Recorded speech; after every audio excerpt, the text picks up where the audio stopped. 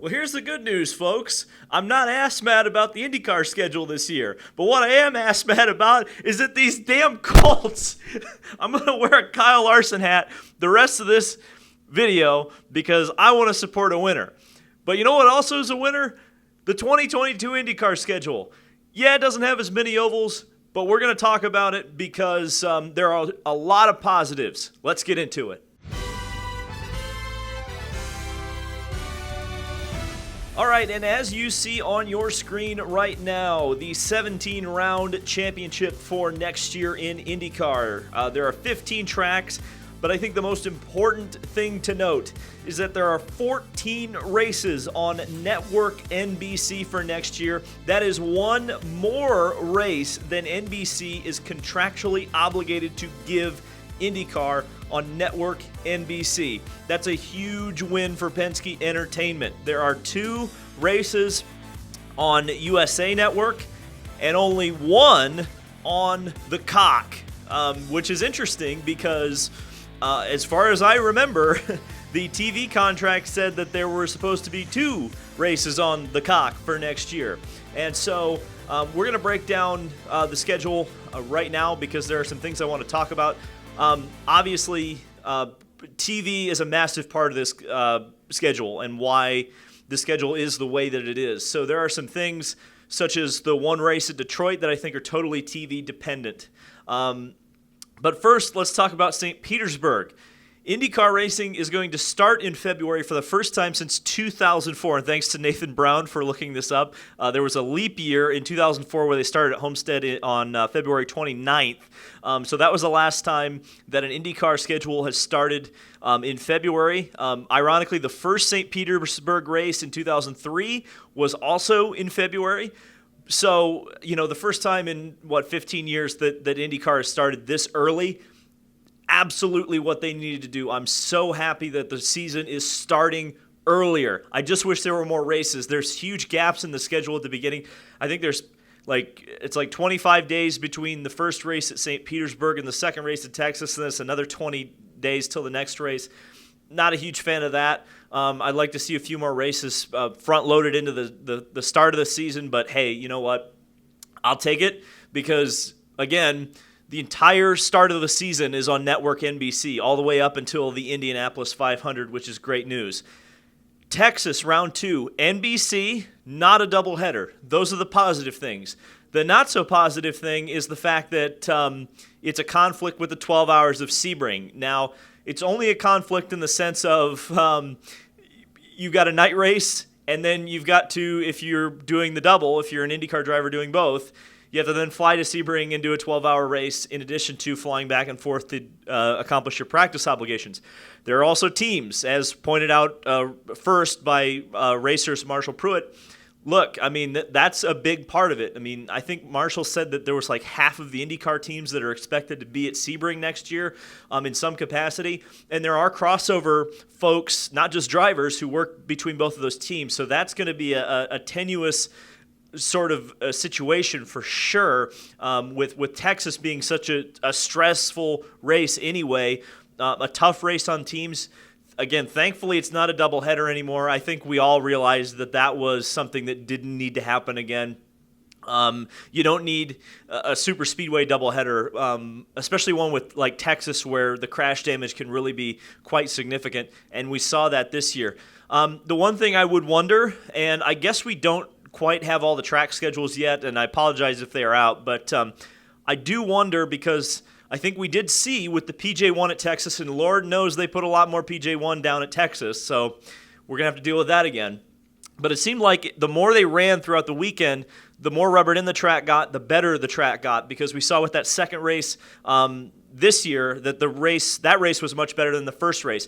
So I hope and pray that IndyCar gives them enough practice time to not only get the guys who are going to be trying to do the Indianapolis 500 as well, because I think that's a goal of Roger Penske. That's why he wanted Texas early in the year, to get track experience, but also to rubber in that track. So hopefully there's a lot of practice for Texas. I know some of the teams may not like me saying that, but I think that's what that race needs to be good. Okay, so we move way on past the Indianapolis 500 and into the second half of the season.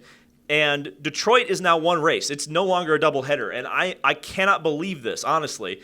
That was one that I think surprised everybody. I don't know if anybody was going in expecting, oh yeah, Detroit's only going to have one race. They kept that one pretty well under wraps. I'll give them credit. And honestly, the one doubleheader that I was really kind of gung-ho about, I was like, yeah, I kind of like this Detroit doubleheader, is no longer a doubleheader. And that's crazy too, because I thought about it. I'm like, this is Roger Penske's baby. Roger Penske's all about doubleheaders. He always talks about how great doubleheaders are. And yet his race, his baby, the one that was his baby before the Indianapolis 500 is now a single race. And so the reason for that, in my opinion, is that they wanted to keep as many races off of the cock as possible. And looking at the context clues, which are Detroit on the USA Network, I suspect that NBC, for whatever reason, the week after Indy did not have any scheduling room, and one of those races was going to end up on the cock. So Roger Penske, owning and operating the Detroit event, and obviously owning and operating IndyCar, can just say, okay, well, we'll just have one Detroit race then. That's my opinion of what happened. Again, I guess we'll have to wait and see if they ever actually do comment on exactly why there's only one race in Detroit. But I think it lines up. We were looking at an 18-race calendar. You now have 17. You have 14 races on big NBC, and you only have one on the cock. So, speaking of the cock, Toronto. It's the only race on the cock. And I will say this. Toronto is easily let's be honest with ourselves here. Toronto is easily the most likely candidate at this point, looking at it, to get canceled next year. That's just how Canada is now. So, I mean, there's a possibility that you might not even run any races on Peacock as Peacock exclusives next year. So with Toronto being uncertain, somehow Roger is as good. You know, you hear all the stories from the business world, right, about what a great negotiator Roger Penske is and how he gets absolutely the best deal for Roger. But I mean, this is like 4D chess stuff, because you've put the one race that would be in question for next year on Peacock. So if it gets canceled, it really doesn't matter from a TV perspective. You haven't really lost anything. You've lost, 2,000 viewers on Peacock? So it's brilliant, honestly. So the only doubleheader for next year is Iowa Speedway. Now, I do know that some of the teams did not like the idea of running, like I said, Texas, running doubleheaders on ovals. But I think in this case, if Hy-Vee is willing to pay for two races and NBC is willing to put two races on network NBC, oval tracks, we need more oval tracks, we need more oval races, I'm willing to hold my nose and accept doubleheaders, or at least a doubleheader at Iowa. I hope everybody else is, because that's a great race. That's a great track for IndyCar. There's a great sponsor associated with it. All of those factors lined up and together, I'm just so happy that Iowa's back. A little bit disappointing is that the other USA Network race is Gateway. I understand why. It's probably because there's a NASCAR conflict in some way or some other sport. Once you get kind of later in the year, it gets a little bit more crowded on Network NBC, especially on like a Saturday night.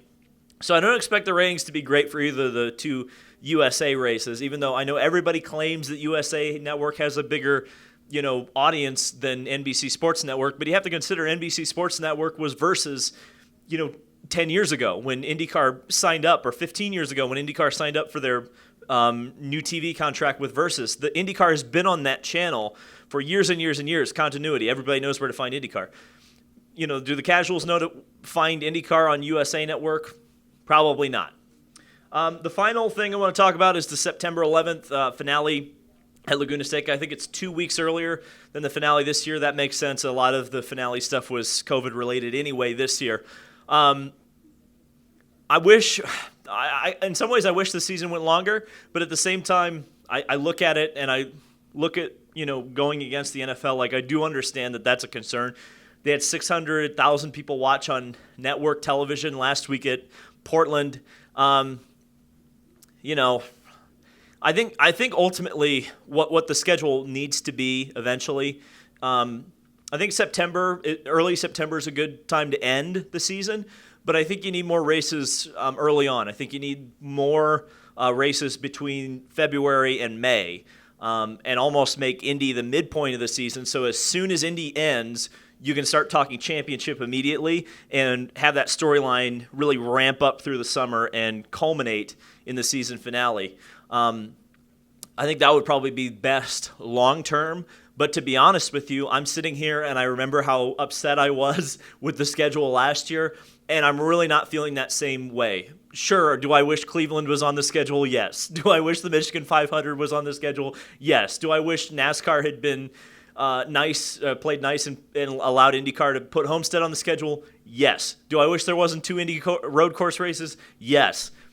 But at the same time, I look at the positives, and the positives to me outweigh the negatives.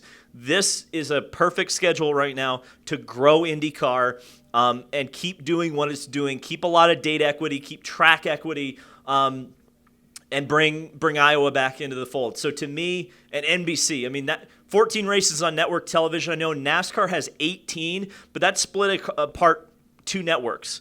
One network doing 14 races on network television. From pound for pound, that's the best network television deal in racing in the United States right now. It is. So fair play to Penske Entertainment, Roger Penske, Mark Miles, all those guys. I think they did a great job. And honestly, I think that's the reason you're going to see 27, 28 cars next year full-time, possibly as many as 30 on a part-time basis. Positive news, guys, positive news. So thank you guys so much for watching. Laguna Seca later today, review later today. I hope my Colts are doing all right. I'm still kind of listening to the game next door in the next room over. So we'll see you in the next video later today when we talk about Laguna Seca.